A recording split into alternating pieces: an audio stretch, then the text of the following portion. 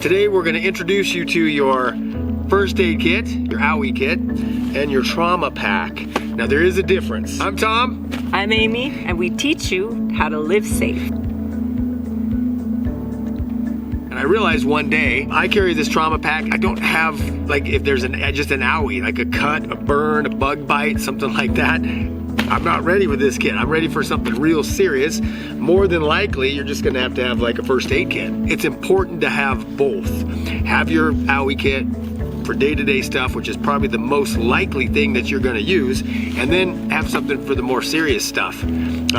We just got this today, right? We just went to the store and purchased what you typically find in your grocery store or pharmacy. Yeah, this is great because it already has everything already in it, pretty much. You can enhance it and add to it, but then you have to go search around and buy individual Band-Aids and ointments and stuff like that. It's kind of all in there, and it'll tell you right on the container exactly what's in there.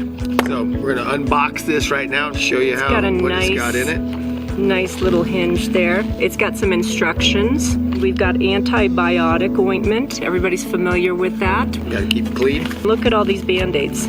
All different sizes. You're really probably gonna just use this for your Band-Aid needs. One. Look at all those Band-Aids. Perfect. Yeah. This is nice. It's got a instant cold compress. Break it up. We have some antiseptic wipes to clean wounds with, alcohol pads, and there are plenty of those. More gauze pads in different sizes. We have butterfly closures for those wider, bigger, more seepy kind of scratches and cuts. Tongue depressors.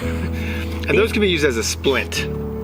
Those are probably in there for a splint, because I don't know why you would need a tongue depressor, but here's a quick little splint you can make with some tape and some popsicle sticks. Yeah, there's a tiny bit of tape. Yes, that might be something you would want to enhance and put, beef that up a little bit. I think so. Yeah. I agree, because I'm looking for non-adhesive pad. They have some non-adhesive and gauze pads. Cool. So you will need to beef up. You would need, if you bought this one, to beef that up. Q-tips. You can use these for all kinds of things. Yeah, getting into clean, hard to reach places. And speaking of which, when you're doctoring someone, it's a good idea to use the gloves. If you aren't able to get to a place where you can wash your hands. Yeah, you don't want to transfer something into somebody's cut. There's nothing in here for burns. That's separate. There's burn gel that you can purchase and have in your kit, and that's always a really good idea. There were some gauze pads, but we don't have a roll of gauze, which would be better, and it wouldn't fit in here anyway. Yeah. If you had a substantial one. Yes, you may get this kit and then find a bigger bag to beef it up and enhance it and turbocharge it a little bit. What I have is a bag similar to this, but I also like to carry Tylenol, ibuprofen, the burn gel, the wrapping gauze, because you can't have enough for that. Yeah. And then the padding and the tape. Okay. Padding and tape. Okay, so this is kind of more of a trauma bag. This is more for the serious stuff, like someone needs a tourniquet, someone's bleeding to death, there's a hole in the chest, and we gotta patch somebody up.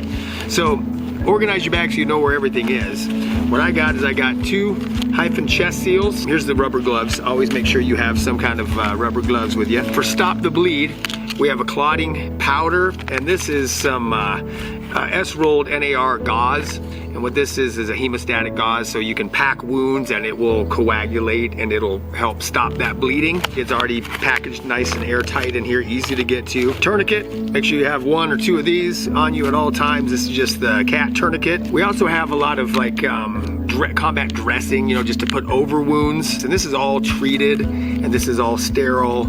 You can wrap this around any open wound. Maybe it's not something you need to pack. It's a big laceration on the arm or something like that. And this is kind of the same stuff. There's all kinds of different brands you can go after. I always like to have some cloth tape to help everything stay on. This is an ace bandage. This is good to put around and to hold things in place. Some gauze. This is a triangular bandage. Neosporin.